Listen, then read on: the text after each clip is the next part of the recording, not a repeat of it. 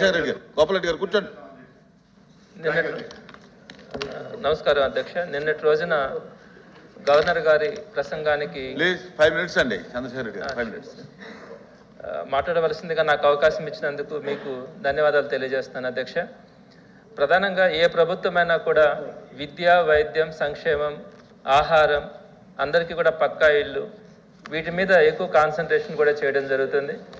భారతదేశంలో ఏ రాష్ట్రంలో తీసుకున్నా, మన రాష్ట్రంలో ఏ ప్రభుత్వంని కంపేర్ చేసినా కూడా జగన్మోహన్ రెడ్డి గారి ప్రభుత్వం ఈ పథకాలను వీటన్నింటికీ కూడా ఎంత ప్రాధాన్యతనిచ్చిందో సవివరంగా నిన్న గవర్నర్ గారు తెలియజేసినటువంటి సుదీర్ఘమైనటువంటి ఇంచుమించుగా 130 పాయింట్లతో ఆయన తెలియచేయడం చాలా స్ఫూర్తినిచ్చింది. ఇది కేవలం మన రాష్ట్రమే కాకుండా మిగతా రాష్ట్రాల వారికి కూడా ఇదంతా కూడా ఒక మార్గదర్శకంగా ఉంది అని మీ ద్వారా నేను తెలియజేస్తా ఉన్నాను అధ్యక్ష. ప్రధానంగా ఈ ఎడ్యుకేషన్కి సంబంధించి అంటే ఎలాంటి తారతమ్యాలు లేకుండా పేదవారు కూడా ఒక మంచి ఎడ్యుకేషన్ని తీసుకోగలగాలి అన్న ఆలోచనతో ఈ గవర్నమెంట్ స్కూల్స్ని డెవలప్ చేయడం అన్నది సుమారుగా జీతాలకే కాకుండా 73,000 కోట్ల రూపాయలతో వాటన్నిటిని కూడా మనం ఆధునీకరించుకున్నాం.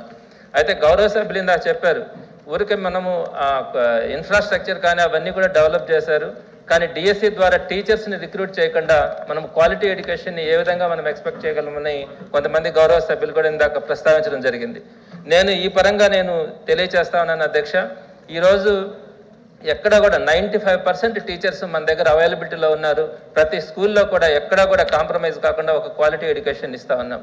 అయితే డిఎస్సి విడుదల చేయలేదు అనే పాయింట్ని ప్రస్తావిస్తా ఉన్నారు. దానికి సంబంధించి గత ప్రభుత్వం 2018లో 7,254 మందికి డిఎస్సి నోటిఫికేషన్ ఇచ్చి అవన్నీ ఫిల్ చేయకుండా ఉంటే మన ప్రభుత్వం వచ్చిన తర్వాత 2021లో వారందరికీ కూడా మనం ఉద్యోగాలు ఇచ్చి టీచర్లుగా మనం రిక్రూట్ చేసుకోవడం జరిగింది. అలానే 25 సంవత్సరాల క్రితం ఆ రోజు కూడా చంద్రబాబు నాయుడు గారు ముఖ్యమంత్రిగా ఉన్నారు. 98 డిఎస్సి పేరుతో క్వాలిఫైడ్ అయిన వాళ్ళందరికీ ఆ రోజు ఉద్యోగాలు ఇవ్వకుండా ఉంటే మన ప్రభుత్వం 25 సంవత్సరాల తర్వాత సుమారుగా 4,072 మందికి మన వారందరికీ కూడా ఉద్యోగాలు ఇచ్చాం. అలానే 15 సంవత్సరాల క్రితం 2008 డిఎస్సి కండక్ట్ చేసి క్వాలిఫై అయ్యి నిరుద్యోగులుగా ఈ రోజుకి కూడా 15 సంవత్సరాల నుంచి వెయిట్ చేస్తున్నటువంటి సుమారుగా 1,900 మందికి మనం ఉద్యోగాలు కల్పించాం. ఇవే కాకుండా మనం స్పెషల్ డిఎస్సి ద్వారా ఇంకొక 521 పోస్టులు ఫిలప్ చేస్తున్నాము. ఈ విధంగా 2022లో కూడా బ్యాక్లాగ్ పోస్టుని ఒక 507 పోస్టులను ఫిలప్ చేశాం. ఇలా గత ప్రభుత్వం కేవలం 10,000 పోస్టులు మాత్రమే ఫిల్ చేస్తుంటే మనం ఇప్పటికే 14,000 చిల్లర పోస్టులు ఫిల్ చేశాము. పైపెచ్చి ఈరోజు మళ్ళీ ఒక 6,100 పోస్టులకు మనము నోటిఫికేషన్ ఇచ్చాం. ఇవి కాకుండానే ఈరోజు ఎక్కడికి వెళ్ళినా కూడా గవర్నమెంట్ స్కూల్స్లో ఫుల్ ఫ్లెడ్జ్డ్గా స్టాఫ్ ఉన్నారు. 3వ తరగతి నుంచి కూడా మనము పూర్తి స్థాయిలో స్కూల్ అసిస్టెంట్స్తోనే మనము ఈరోజు టీచ్ చేయగలుగుతా ఉన్నామంటే ఎడ్యుకేషన్కి జగన్మోహన్ రెడ్డి గారు ఎంత ప్రాధాన్యతనిచ్చినారో అర్థమవుతుంది. ఇందాక చాలా మంది టీచర్స్ లేరని చెప్తా ఉన్నారు. ఒక్కసారి కనుక వెరిఫై చేసుకుంటే ఆల్మోస్ట్ నేను 100% అని చెప్పలేను, కానీ 95% ఇన్స్టిట్యూషన్స్లో ఎక్కడా కూడా టీచర్ల కొరత లేకుండా ఈరోజు మనం స్కూల్స్ రన్ చేస్తూ ఉన్నాం. వీటితో పాటు నాడు నేడు ద్వారా ఈరోజు అద్భుతంగా స్కూల్స్ డెవలప్ అయినాయి. గత అడ్మిషన్స్ కూడా మీరు మొన్న ఇటీవల సెంట్రల్ గవర్నమెంట్ ఇచ్చినటువంటి డేటా కూడా చూడొచ్చు సార్. స్కూల్స్లో అవి కార్పొరేట్ స్కూల్స్లో ఫ్రీ ఎడ్యుకేషన్ ఇస్తున్నారని చెప్పి కొంతమంది వెళ్ళారు 1వ తరగతిలో. కానీ ఓవరాల్గా కనుక మీరు తీసుకుంటే నిన్న ఇచ్చినటువంటి రిలీజ్ చేసిన దాంట్లో కూడా సుమారుగా సరే సార్ మీకు ఇచ్చినటువంటి దాంతో నేను మళ్ళీ చెప్తాను.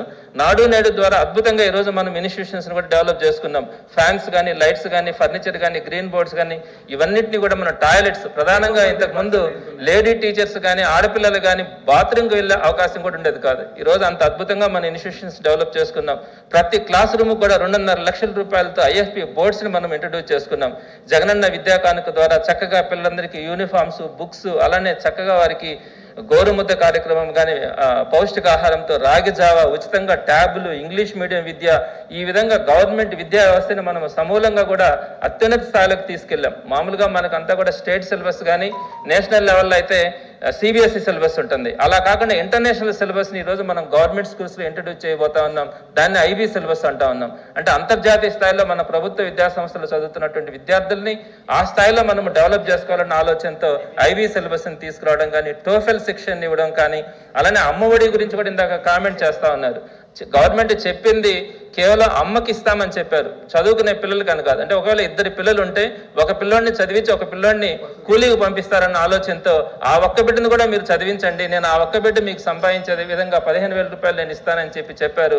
ఆ మాట ప్రకారం సుమారుగా 44 లక్షల మందికి అమ్మఒడి కానీ, ఫుల్ ఫీజు రియంబర్స్మెంట్ కానీ, విద్యాదీవెన, వసతి దీవెన కానీ, విదేశీ విద్యాదీవెన, స్వేచ్ఛ, వీటన్నింటినీ కూడా ఇంప్లిమెంట్ చేస్తూ ఎడ్యుకేషన్ సిస్టమ్ ఈరోజు అత్యున్నత స్థాయిలో నిలబెట్టింది. అలానే ఆరోగ్యశ్రీ ఇంప్లిమెంటేషన్స్లో కానీ 17 కొత్త మెడికల్ కాలేజీలని ఇంట్రడ్యూస్ చేయడం కానీ, 104, 108లని ప్రతి మండలంలో కూడా 2 104లని ఇంట్రడ్యూస్ చేయడం కానీ, ఇలా 17,000 కోట్లతో స్కూల్స్ని డెవలప్ చేయడం, 8,600 కోట్లతో 17 కొత్త మెడికల్ కాలేజీలు, 8,000 కోట్లతో హాస్పిటల్స్ని రెనోవేట్ చేయడం, 20,000 కోట్లతో 4 పోర్టులు, 10 ఫిషింగ్ హార్బర్లు, 6 ఫిషింగ్ పాండ్లు, గాంధీజీ ఏదైతే కళ్ళు కన్నారో స్వరాజ్యం కావాలని అందులో భాగంగా 15,000 గ్రామ వార్డు సచివాలయాలని, అందులో 1.45 లక్షల మంది సచివాలయ స్టాఫ్ని, 2.5 లక్షల మంది సచివాలయ వాలంటీర్స్ని, అలానే 26 జిల్లాలని ఫామ్ చేయడం, 10,500 విలేజ్ హెల్త్ క్లినిక్లు, 10,778 రైతు భరోసా కేంద్రాలు, ఇలా ప్రతి ఒక్క దాంట్లో కూడా జగన్మోహన్ రెడ్డి గారు గవర్నమెంట్ తీసుకున్నటువంటి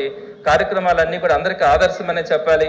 జాబ్స్ పరంగా నేను చివరిగా ఇది ఒకటి మీ దృష్టికి తీసుకొని వస్తా ఉన్నాను. గతంలో కేవలం 34,000 జాబ్స్ మాత్రమే చంద్రబాబు నాయుడు గారు ఇచ్చినప్పుడు మనం ఈరోజు 2,15,000 ఫుల్ టైం గవర్నమెంట్ జాబ్స్ని మనం అందించినామంటే ఏ విధంగా వాళ్ళు పోల్చుకునే దానికి కూడా అవకాశం ఉందని చెప్తా ఉన్నాను. అలానే ప్రైవేట్ జాబ్స్కి వచ్చేటప్పుడు కూడా ఇటీవల సెంట్రల్ గవర్నమెంట్ ఈపీఎఫ్ అకౌంట్స్ డేటాని ఇచ్చారు. 44,96,000 మంది గత ప్రభుత్వం ఎండింగ్ లో పిఎఫ్ అకౌంట్స్ ఉంటే ఈ రోజు 61 లక్షల మంది పిఎఫ్ అకౌంట్ హోల్డర్స్ ఉన్నారు. అంటే 16 లక్షల కొత్తగా పిఎఫ్ అకౌంట్స్ వచ్చినాయి. అంటే అంత కొత్తగా మనము ప్రైవేట్ జాబ్స్ ని కూడా ఆ స్థాయిలో సరే అయిపోయింది సార్. ఇట్లా అనేక కార్యక్రమాల ద్వారా జగన్మోహన్ రెడ్డి గారి ప్రభుత్వం గురించి గవర్నర్ గారు తెలియజేసినటువంటి అంశాలకి ప్రత్యేకంగా నేను కృతజ్ఞతలు, ధన్యవాదాలు తెలియజేస్తూ సెలవు తీసుకుంటున్నాను. అధ్యక్ష